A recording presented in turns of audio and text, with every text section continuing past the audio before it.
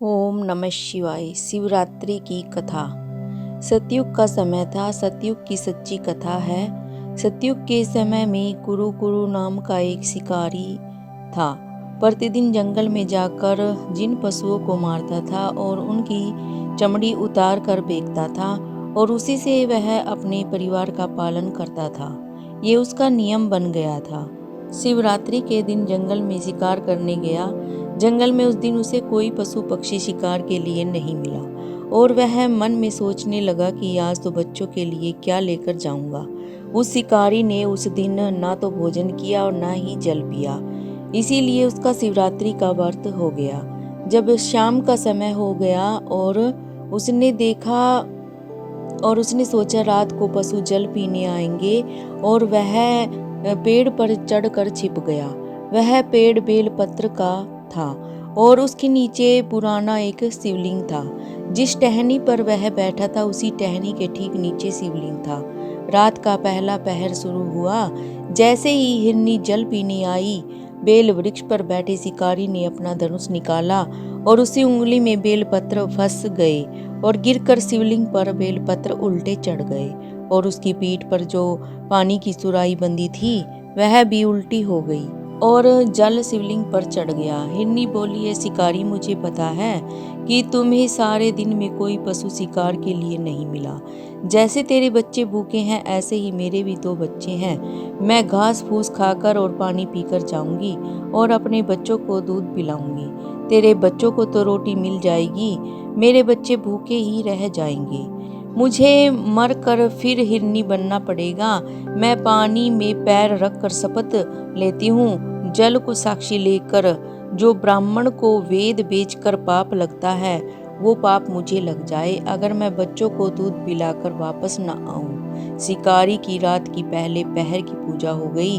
जैसे ही दूसरा पहर शुरू हुआ, हिरनी का पति हिरण भी जल पीने आया और उसने शिकारी से कहा कि मेरी पत्नी हिरनी अभी घर गई है। मैं शपथ लेता हूँ, जो पति शादीशुदा होकर दूसरी स्त्री का भोग करता हो वह पाप मुझे लग जाए जो मैं आशीर्वाद देकर वापस ना आऊं तो।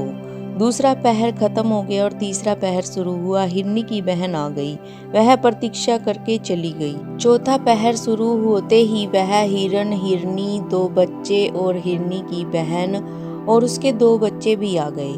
उन्होंने कहा कि प्रतीक्षा के बाद हम सब आए हैं, हमारे बिना ये बच्चे कैसे जीवित रह सकते हैं। शिकारी के मन में दया भाव और भक्ति पैदा हो गई। उसने सोचा कि मैं मनुष्य होकर कितना पाप कर रहा हूँ। इन पशुओं को मारकर मैं अपने बच्चों का पेट भर रहा था, मुझे धिक्कार है। और टहनी से उलझी उंगली से बेलपत्र फिर शिवलिंग पर चढ़ गए और फिर सुराही को सीधी करने लगा तो सुराही से फिर जल शिवलिंग पर चढ़ गया और पल्ले में जो भोजन था वह शिवलिंग पर गिर गया और भोलेनाथ को चूरमे का भोग लग गया।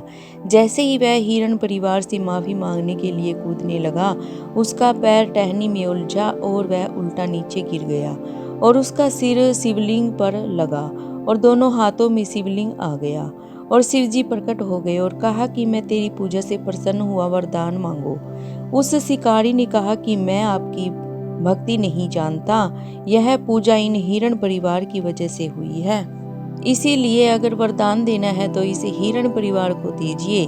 शिव ने हिरण परिवार को वरदान दिया कि ये 7 तारे बनेंगे और उत्तर दिशा में चमकेंगे। आगे चलकर ये सप्त ऋषि होंगे जिन्हें देवता भी पूजेंगे।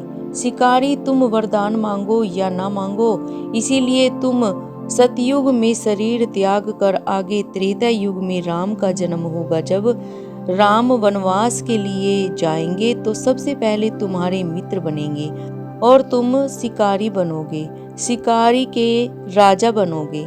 इस शिवलिंग का नाम व्याघ्रेश्वर होगा। दूसरा वरदान दिया कि जो भी महाशिवरात्रि के दिन शिकारी की कथा सुनेगा उसे ही महाशिवरात्रि का व्रत का पूरा फल मिलेगा। तो यह शिवरात्रि के व्रत की कथा समाप्त हुई। तो यह कथा शिवरात्रि के दिन जरूर सुननी चाहिए। इसी कथा से व्रत का पूरा फल प्राप्त होता है। बोलो ओम नमः शिवाय।